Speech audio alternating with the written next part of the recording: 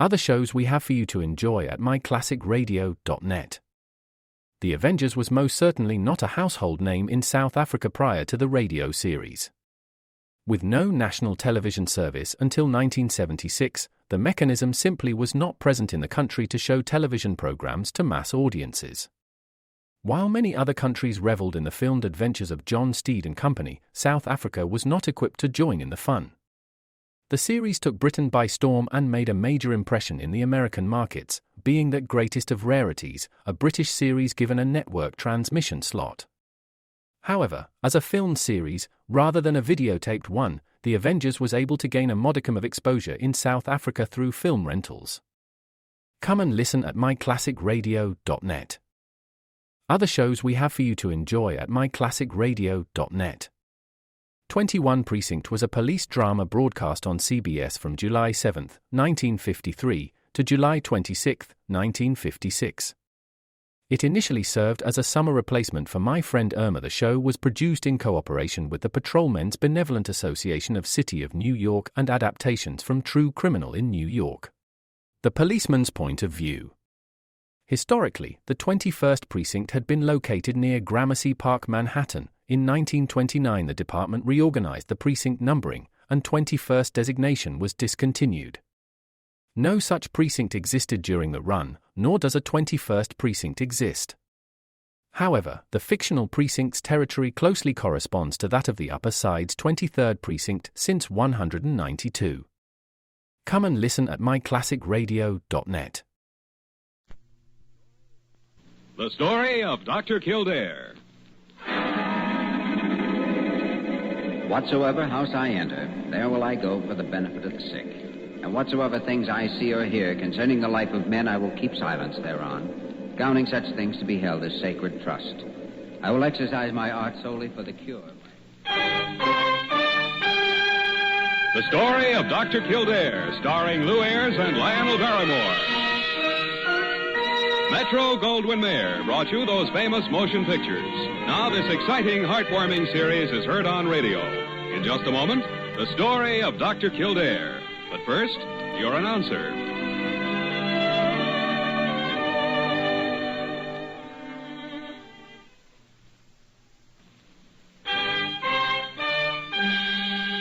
Now, the Story of Dr. Kildare, starring Lou Ayres as Dr. Kildare and Lionel Barrymore as Dr. Gillespie. I beg your pardon, Dr. Gillespie. Did you say Parker wasn't in your office? Not only did I say she isn't in my office, Diana, but I've dialed my office 3 times in the last 15 minutes and still no answer. 3 times? That's peculiar. No more peculiar than Parker is. But find her for me, will you? And tell her to bring me Mrs. Taylor's case history up to the biochem lab. Well, I'll certainly try, Dr. Gillespie, just as soon as I can get off the reception desk. Good, good. And 10 minutes ago isn't too soon. Well, Bessie, have you seen Parker recently? Why, yes, Miss Verna. She just left the diet kitchen a minute ago. Oh, thanks, dear. You get out of here. You go on now.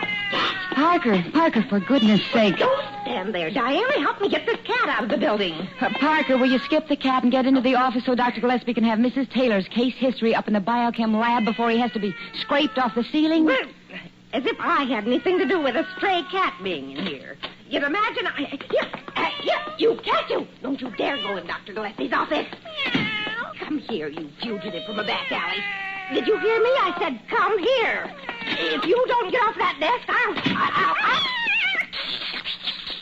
Why, the great horn spoon, Parker. How long do you think you're going to keep me waiting for... Parker, what in tarnation? It's a cat, Dr. Gillespie. Well, a cat. A friend or just one of your relatives? Oh. I'm sorry, Parker.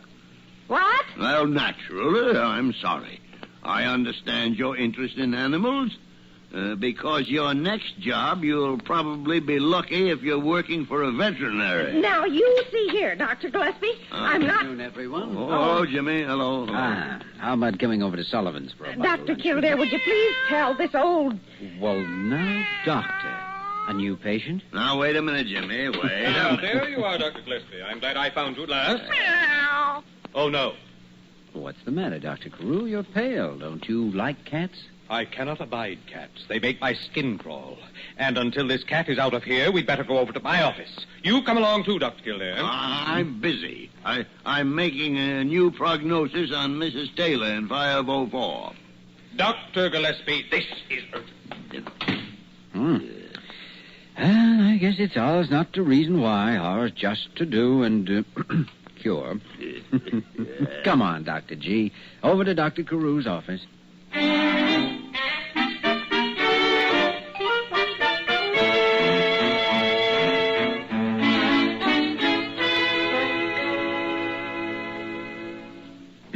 Now, gentlemen, have you ever heard of Oliver M.W. Van Meter? Oliver M.W. Van Meter. Well, who hasn't heard of him in New York? Just oozing money. Not only oozes money, Oliver oozes influence. Oh, Oliver, eh? Well, yes. We met at a dinner party last night. But we spent almost an hour together alone talking confidentially about Mr. Van Meter's health. Not only money and influence, but health, too. Now, there's a lucky man. Gentlemen, it's a very, very strange case. But on my insistence, and upon my professional advice, mind you, he's coming to Blair Hospital. And, gentlemen, that is what I want to talk to you about. Well? Mr. Van Meter suffers from a most peculiar malady. Most peculiar. Every Monday of the year, his eyes start to water. Then his nose starts running. And by Tuesday, he has a horrible case of asthma. Oh, what's so strange about that? Probably an allergic reaction or something. Allergic reaction. Have you ever heard of an allergy that was able to read a calendar so that it could get started every Monday? And Well... Just a minute, Carew. What happens after Tuesday? Ah, there is the strangest part. By Wednesday, the asthmatic condition starts subsiding. By Thursday, Mr. Van Meter is completely well again. And then Monday, each and every Monday, the cycle starts all over. It's unusual, all right, but still probably an allergic upset. Well, I've practiced medicine too long to make snap judgments, Jimmy, especially before I've seen the patient. I stand corrected, Doctor. And I'll bet you the 6-course lunch at Sullivan's with an extra plate of rice pudding that no allergy recurs every Monday and then fades away. You just made a bet, Dr. Gillespie, with an extra rice pudding and an extra pitcher of cream. When does Mr. Van Meter check in, Dr. Carew? He's coming this Sunday, so as to be here for observation when the malady starts developing Monday.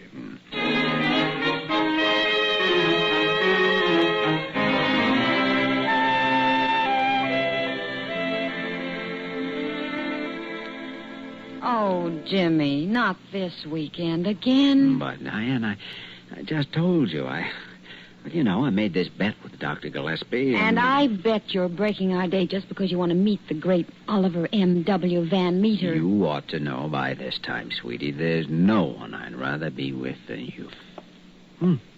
Comes Parker. What's that she's toting? What in the world are you doing with that, Parker? Huh? That? Uh-huh. Oh, you must mean this. Let me Yes. see that a minute. Evaporated milk for babies formula. Parker, exactly what have you been doing with your spare time? Well, maybe if you had to put up with Dr. Gillespie, you'd need evaporated milk, too. Oh, is that something new? Evaporated milk for babies to cure ulcers and encase lots at that? Oh, Doctor, of course not. I use it on my face for these crow's feet. Well, what kind of a crow have you got that eats with his feet? Sometimes I wish I worked with you instead of that old bear I picked. Oh, poor Parker. She's such a wonderful person at heart. What she has to put up with. Oh, you're a wonderful person, too, Miss Werner. Oh. And you have to put up with me. Jimmy, you better keep your mind on Mr. Van Meter. Oh? For the present, that is.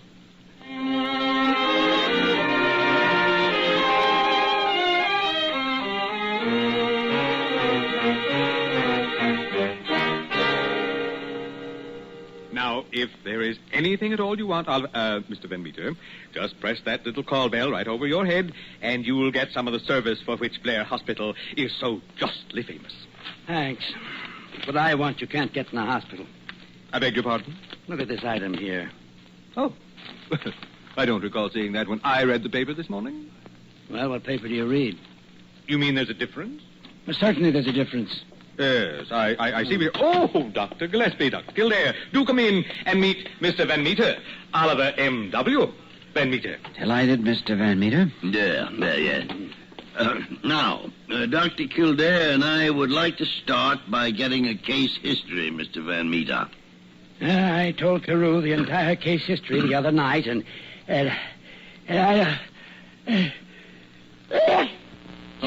Oh, dear.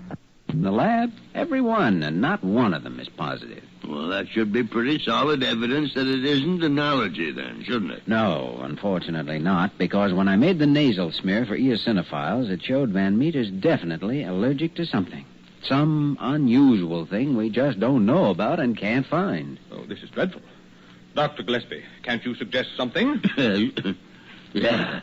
Give him a box of face tissues for his sneezes and send him home. Oh, Dr. Kildare, isn't there something you can do? Well, there is, but I'm afraid you're not going to like it, Dr. Carew. I'm not? It seems that whatever Mr. Van Meter is allergic to is some substance we haven't got in our lab. Something the medical profession probably doesn't even know about. Such as what, Jimmy? I don't know. I'm starting to think it's something here in New York. Perhaps something in the air of the city. You mean there's no possibility of finding it? None that I know of. So, in all fairness to the patient, and since you and the Board of Regents tell me to do the same thing the day after.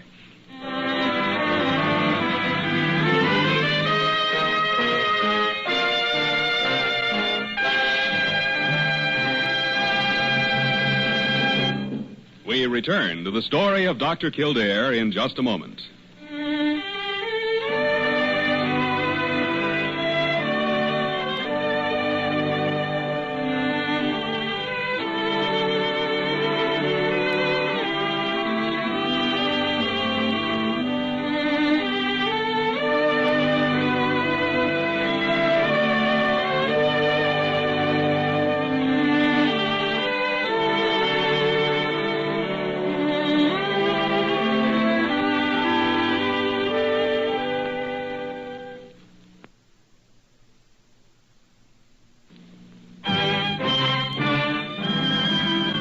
Continue with the story of Dr. Kildare, starring Lou Ayres as Dr. Kildare and Lionel Barrymore as Dr. Gillespie.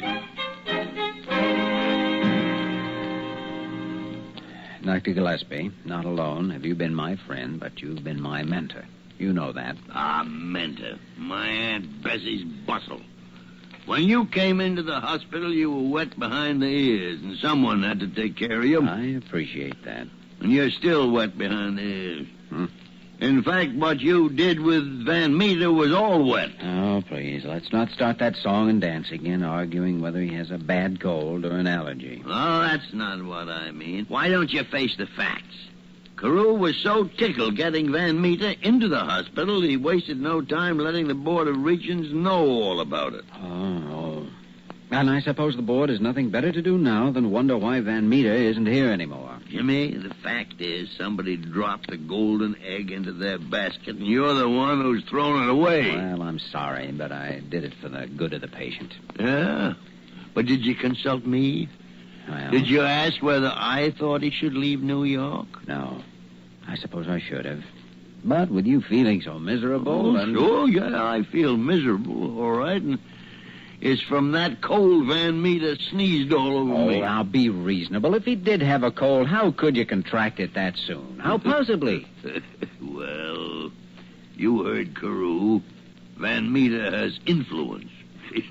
Oh, I'm sorry, but right now there's nothing so funny about that.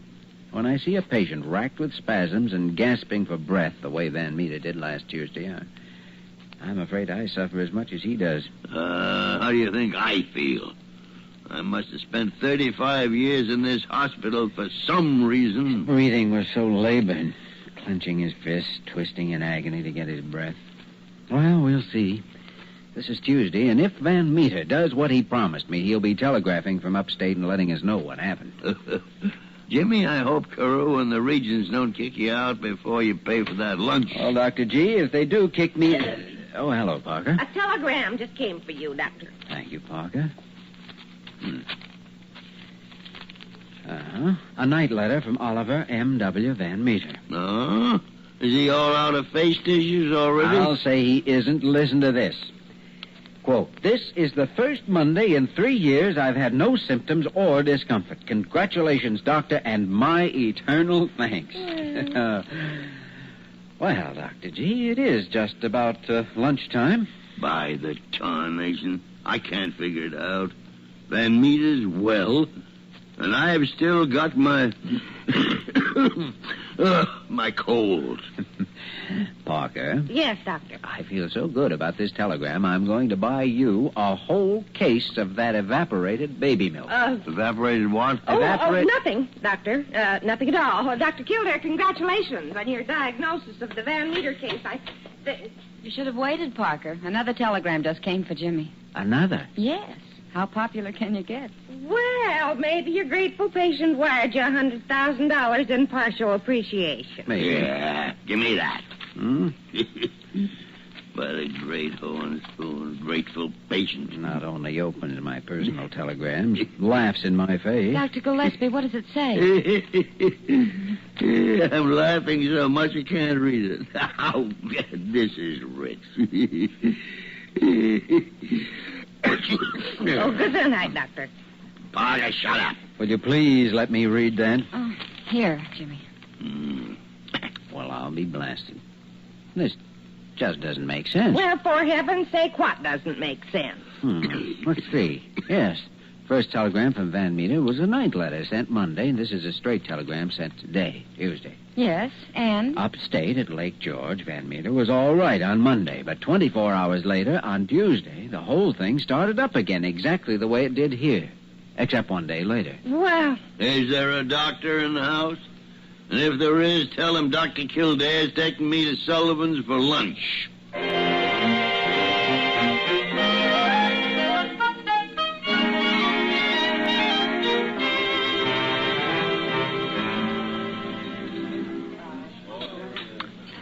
Jimmy, my boy, I can't tell you when I've enjoyed a lunch so much. Yeah, that's good. Go on, eat your pudding.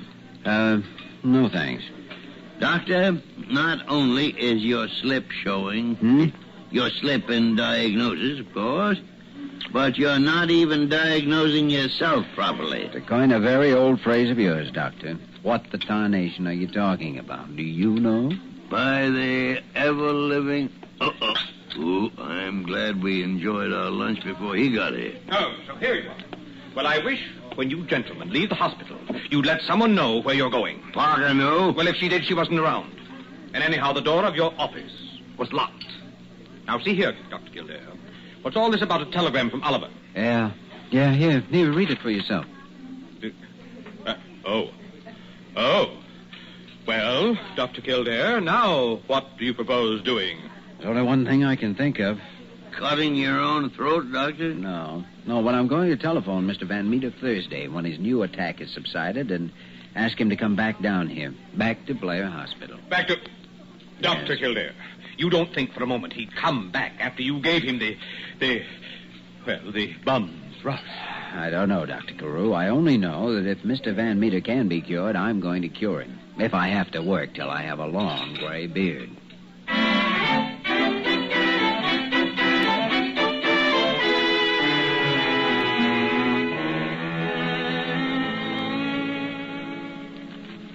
Now, believe me, Mr. Van Meter, I just can't tell you how much I appreciate your coming back to Blair Hospital and giving us another chance. What have you got to appreciate? I came back here because your Dr. Kildare is about the only person sufficiently sympathetic to be interested in my case for more than the fees. Yes. yes. I want you to know that we're all sympathetic. Every last one of us here at Blair Hospital. Now, don't try to butter me up, But Dr. Kildare, Dr. Gillespie... Gillespie? You send that old walrus in here again, and I'll beat him over the head with this Sunday newspaper. Comic section wrote it of your book review and all. Well, I must admit that... Oh, Dr. Kildare, come right in. Your patient's ready for you. Mr. Van Meter, I can't start to tell you how sorry I am it didn't work out. Well, I don't believe in interfering between a doctor and his patient. If there's anything you want, Oliver, just let me know. Well, you know why I came back here? No, but I know why I wanted you to come back. I know you can be cured, and I'd like to do the curing. Well, I thought you had cured me when Monday came round at Lake George, and I was fit as a fiddle. Yeah. But why did it happen at Lake George on Tuesday? I guess it takes the germs the whole day to come up from New York. Maybe that's it. And as far as Lake George goes, you can have it. Why, if I hadn't had the Globe Bulletin mailed up to me, I'd have been lost. What? Wait a minute. You had your Sunday newspaper mailed up to you? Yes? Mr. Van Meter, this is the Sunday edition of the Globe Bulletin right here. Is that right? Yeah. Mm-hmm. In New York, you read this paper every day, and Sundays, too. Mm-hmm. But you never broke out except on Mondays down here. Monday, the day following the Sunday edition. Of course, but look here. The only exception in 3 years was this past week, when you received the Sunday edition of the Globe Bulletin by mail on Monday, right? Yes, I suppose so. And as ridiculous as it sounds, I'll bet you right now you're the one man in a million who's allergic to rotogravure ink. The ink the Globe Bulletin uses in its Sunday supplement.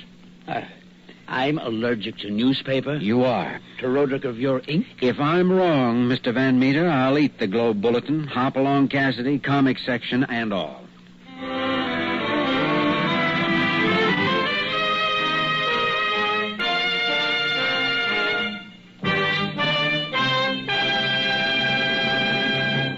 In just a moment, we will return to the story of Dr. Kildare.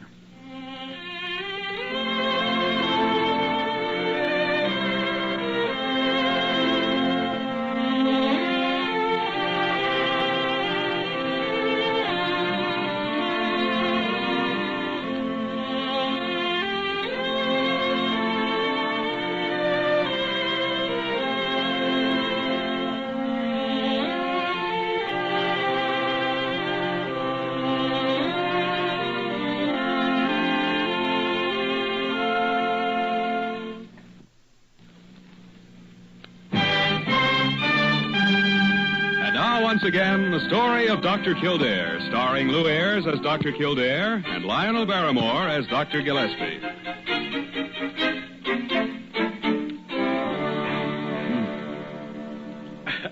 Well, this is such a happy moment, gentlemen. It certainly is for me.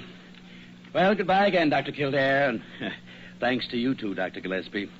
I take back all the things I said about you. The only thing I want you to take back is this blasted cold you gave me. Oh, but how can it be a cold, Doctor, when you and Dr. Kildare both proved Mr. Van Meter was allergic to the rotogravure ink in the Sunday edition? Parker, shut up.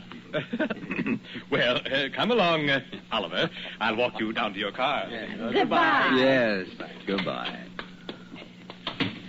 Well, Doctor, not only do you owe me a lunch at Sullivan's, but you owe me the one you made me pay for prematurely. Compounded corruption, Jimmy. How can a man eat when his head's choked up with a cold? Tarnation. Now, this tissue box is empty. I thought you kept your whole hoard of face tissue in the back of that double drawer in your desk. Oh, no. There's been none there for weeks now. I'll go right down to the pharmacy and get you some. Now, wait a minute, Parker. There were at least a dozen boxes. They can't all be used up. Now, hold your horses, Parker. I'll take a look. Oh. By the great horn spoon. A cat in my desk. And a blanket. Parker, come back here. Locking the office and evaporated baby milk for your crow's feet, eh, Parker? Now, Doctor, you've simply got to give me a chance. Gave you a chance to nothing. I'm going to take this cat and be... Well, Dr. Gillespie, now are you convinced you haven't got a cold? Why, even a second-year med student could tell what's wrong with you. You're allergic to cat's hair. Parker, I've wanted to do this for a long time. But now I'm going to wrap my fingers around your throat until rigor mortis sets in. Well, and I've wanted to do this for a long time, too. I'm quitting. Oh, no, you're not. You're fired. That's a fine way to treat me. And after she's given you the best years of her life, for shame, Doctor. The only reason I hid the old kitten in the first place was because I couldn't catch it. And then when I heard Dr. Carew say cats made his skin crawl, I thought, well... Ah, I don't care if Carew... Huh? Carew, huh? Well, now, maybe you got something there. A new secret weapon. You bet she has, Dr. G. Parker, honey, you sit down. You're not fired. You're just wonderful. Oh, good and tight.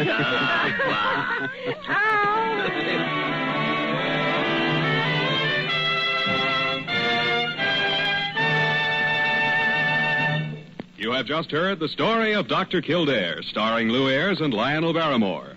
This program was written by Paul Franklin and directed by Joe Bigelow. Original music was composed and conducted by Walter Schumann. Supporting cast included Virginia Gregg, Ted Osborne, Georgia Ellis, Wilms Herbert, and Margie List. Dick Joy speaking.